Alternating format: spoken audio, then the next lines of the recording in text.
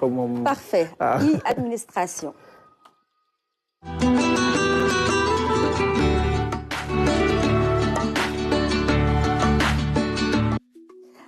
Hadjassane Saltis 2025. jàngal dara mën nga ko yaakaar naa bu baax a baax. teewe na ko. teewe nga teewe naa ko. du ma wax da nga doon xarmat nag. baal naa la. waaw mu nekk ndaje moo xam ne jamono yi yaakaar naa ne ràññee nañ ko bu baax ci ndaje yi nga xam ne ñooy yëngu ci wàllu xarala yu bees yi. rawatina lii di intelligence artificielle ren moo nekkoon ñeenteelu édition bi. ñi nga xam ne ñoo ko organisé nag waa Institut des algorithmes du Sénégal. Ndiaye Dia ak Wedji Kane ñu lëkkaloo ci nag bi yoon ak Sénégal numérique. ngir rek gën a jox ndaw yi ak start-up yi nga xam ne ñoom ñoo nekk ci réew mi wala sax ay sénégalais yu nekk bitim réew yor ko. ñu am benn cadre boo xam ne ci la ñuy war a mën a wane seen i solution mu nekk ay solution yoo xamante ne nii dina amal njariñ réew mi yëpp rawatina lii nga xam ne mooy administration léegi nag ci noonu ci la Sénégal numérique lancé benn appel à candidature mu am ay structures yu bëree bëri yoo xam ne postulé nañ ñu tànn si nag juróom déglu leen ginnaaw bañ ci génnee am na ñett yoo xamante ne ni ñoom la ñu tànn ne seeni solution dina amal njariñ administration bi dinañ leen accompagner ndax jëm na ci wàllu innovation ak intelligence artificielle ba ñu implémenté ko ci administration bi loolu leeral yooyu sax ki ñu ko njëkk a jox mooy directeur général bu Sénégal numérique SA di Isidore Diouf dañ koy déglu ak tamit li mu xalaat ci Saltis bi. C'est un réel plaisir d'être présent et d'être panéliste au sein de l'événement du Saltis, qui est maintenant un événement qui est mis vraiment dans l'agenda de l'écosystème sénégalais, parce que c'est porté par deux personnes, M. Ndiaye Dia et Wedji Kane, qui sont véritablement des piliers dans l'écosystème, notamment dans le domaine de l'intelligence artificielle, et qui sont vraiment des promoteurs de l'intelligence artificielle. Donc c'était important en tant que Sénégal numérique de venir contribuer à parler de notre vision, de la manière dont on doit structurer l'écosystème, mais également comment Sénum compte mettre sa pierre à l'édifice pour qu'on puisse de plus en plus faire intégrer dans la commande publique nos startups, mais également comment, par rapport à nos points de douleur au niveau gouvernemental, dans les différents secteurs, que ce soit dans le domaine de la santé et de l'éducation, on puisse, quel meilleur canal puisse faire introduire nos startups. Et c'est pourquoi on a eu l'occasion donc de discuter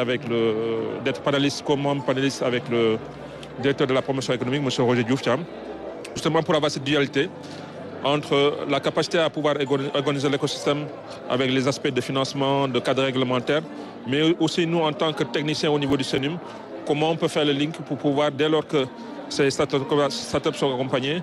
pouvoir les tirer vers des enjeux qui sont des enjeux nationaux, mais également des enjeux au niveau privé. Donc pour moi, c'est véritablement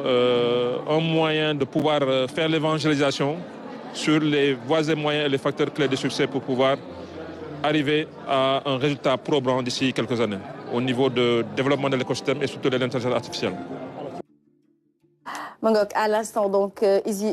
Isidore Diouf mi nga xamantene daan na ñëw ci xew-xew bu mag boobee surtout activité yi fa amoon et surtout les solutions xam nga dana si baax ñuy wax rek ne lii ak lii mais tey jii suñu indee ay solutions yu concrètes loolee day doon lu am solo. ni nga ko waxee noonu la sax ndax loolu noonu waa Saltis ci seen bopp def nañ ci benn hackathon boo xam ne sama AI ñoom ñoo ko gagné. Tout à fait. ñu neexal leen prix bu am solo ba noppi war leen a accompagner aussi. mais Sénégal numérique damay dellu si waat ñoom tamit ci hackathon bi nga xam ne def nañ ko ci biir Saltis boobu noonu. nga xam ne mu ngi am ci ñaareelu fan bi. ki nga xam ne nag moo jiite woon liggéey bi doon Elimane Wane moo jiite delivery unit bu Sénégal numérique SA. dañ koy daal di déglu ci ay leeral yu mu indi ci hackathon boobu. li tax ñu jël leen. c'est que li ñu génnee dafa am intérêt pour citoyens yi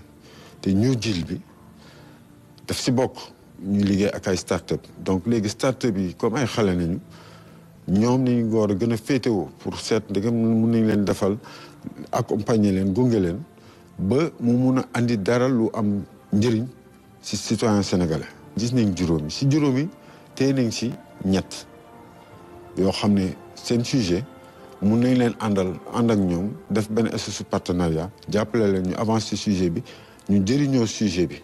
IA dafa xaw a nekk lu complexe loo xam ne ñun miinu buñ ko trop si réew mi dañuy xeex pour am place si côté boobu donc li si am solo surtout te ñu war ko jàpp mooy ni xale yi amaguñu formation yi parce que formation yi existé guñu vraiment si université yi mais xale yi dem nañu njëriñoo ba génne lu am solo tey loo xam ne day wane ni oui ñun Sénégal ñun suñu doom yi attan nañu def yenn yi te dañ koy def ba mu mët te dinañu xalaat ban pexe ak ban njëriñ lay am balaa ñu ko def surtout loolu dafa am solo parce que ñuy retenir yëpp yi ñu téye ñëpp li tax ñu gën leen téye c'est jëriñoo li ñuy def li ñuy def jëriñoo mooy ciblé ko li ñuy doxal tey ñoom ni ñu ko defaree su ñu leen gunge ba mu sotti dinaa mën njëriñ réew donc loolu moo tax surtout ñu jël que à l'instant ñu déglu woon wan mi nga xamante ne ñëw na itam ci mbir bi na mel waaw mu nekk mbir bu am solo moo xam ne yaakaar naa ne dinañ ko gën a yaatal encore ndax intelligence artificielle dafa nekk loo xam ne jamono yi domaine bu nekk mu ngi ciy dugg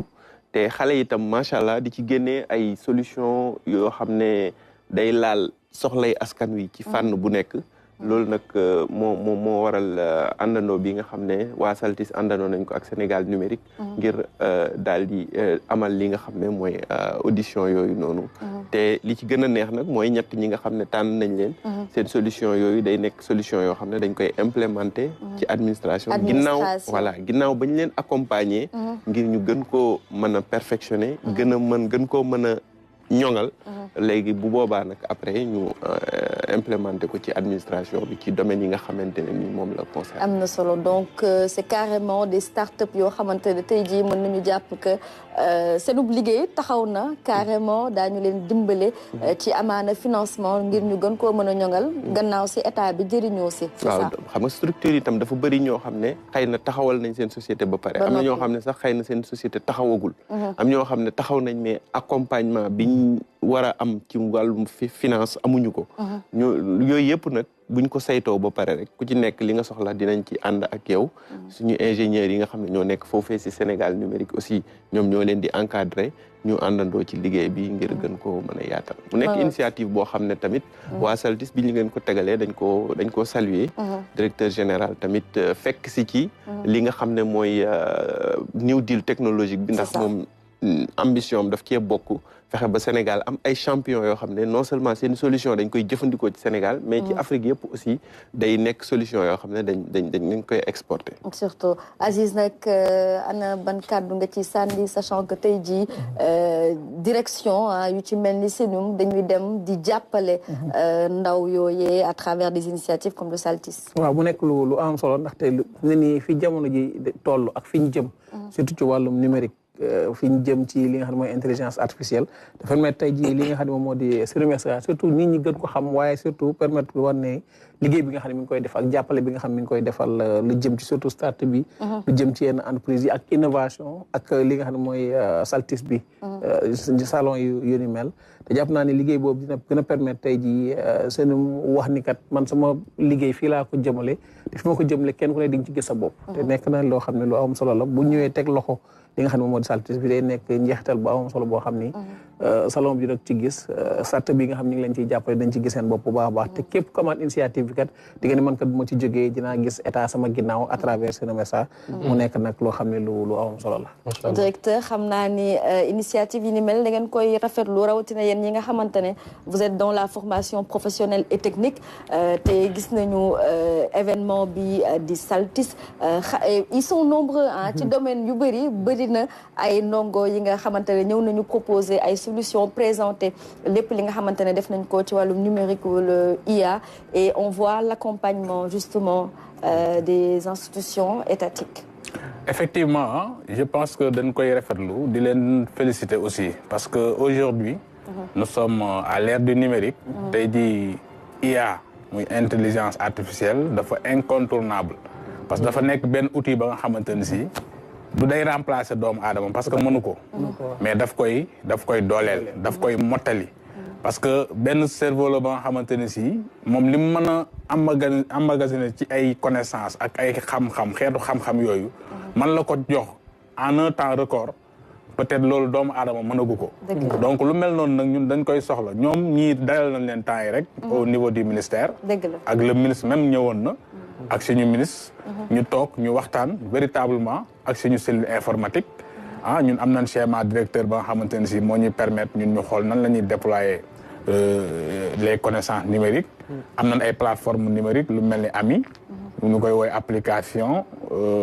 management intégré. des établissements. de la formation professionnelle et technique am nañ aussi beneen application iJàng. yooyu yëpp dañ ko utiliser te je pense que IA bi nii daf ñu ci jàppale bu baax a baax. ba tax na boo xoolee ñun tey programme yi tëgg yëpp muy référentiel yëpp. dañ ci intégré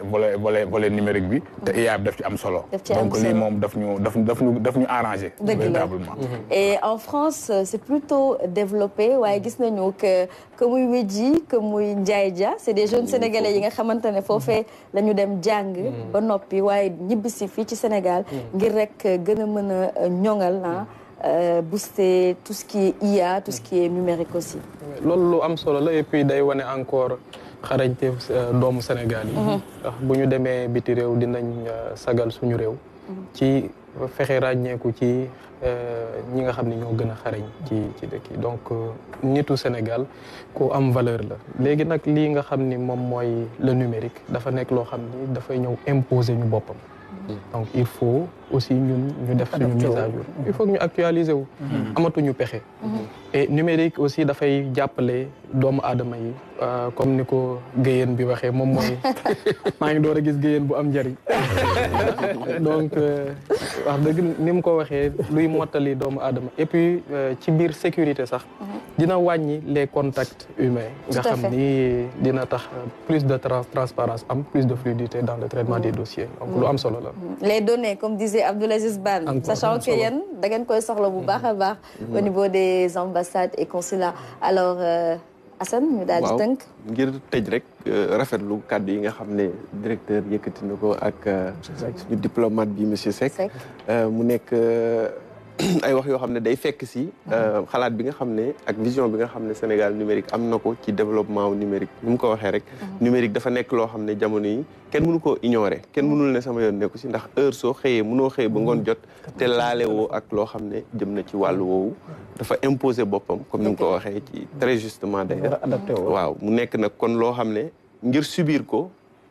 am na luñ ci jot a subir sax ba pare wante dañoo war a gën a defaru gën a préparé wu ba nga xam ne dootuñu subir lépp mais day am yoo xam ne dañ koy anticiper seet ci li ci suñ njëriñ ak li nga xamante ne nii moo ci ànd ak suñuy valeur ñu xool nuñ ko rafetalee nuñ ko yaatale ak nuñ ko jëfandikoowee ngir